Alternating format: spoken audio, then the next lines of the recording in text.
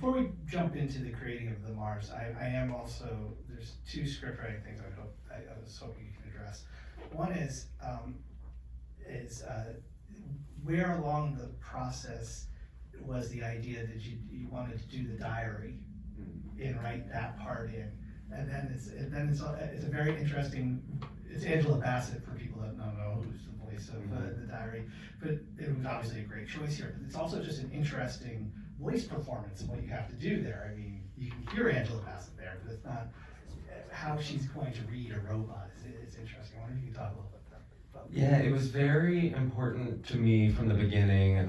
Once I knew that the rover diaries existed, and you can just pull them up, and read any day of these missions, what they were set, what the person who wrote it, because it was all different people that wrote it every day.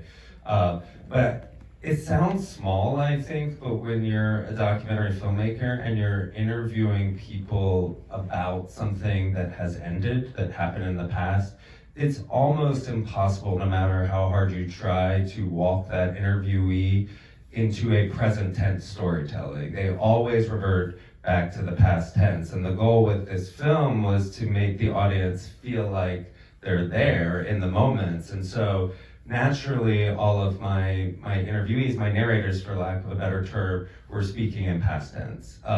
And the rover diaries were so powerful to me because they were written in present tense. They had real suspense in them because they were written at the end of a day, in the middle of a crisis, where no one's gonna know what happens the next day. And so it was always the idea to use them in that way to keep you on the journey, not make it look like you're looking back at the journey. Angela Bassett, I'm not just bullshitting, was the voice I always had in my head. She was the dream voice for me. So even when it was my, production assistant, James, who was the voice for 6 months in there, and he had a great voice, we were always talking about going for Angela in the end. And I have to say, this film, in many ways, Mark Mangini, the sound designer, ILM, all that music that we license. I've made a Beatles film. I know how hard it is to license Beatles music. And then our music supervisor said, you know which band is just as hard, if not harder than the Beatles, is ABBA. And then we're adding Billie Holiday.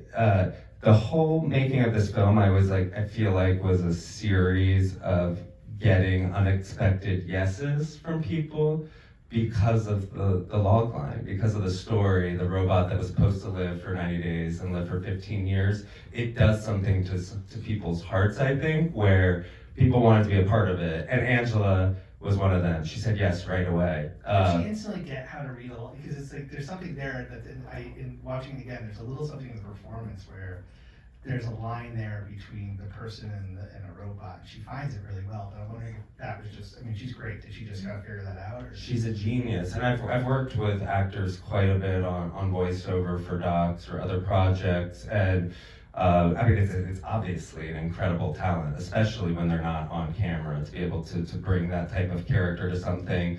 And I keep reading that it's narrated by Angela Bassett, and I'm like, it's not narration. It's not. This is Morgan Freeman in March of the Penguins. She's playing something. She's playing the voice of NASA, and she got it right away. We spent an entire day in the studio kind of experimenting, and Mark Mangini concocted this microphone situation all around her. So I think that's subtle, but you probably noticed it in the sound in here. Like, the interviewees are coming at you from stereo, and Angela was recorded all around her, so she's a little more omniscient than the other voices in the film. But yeah, the last line of our film that she reads is well done.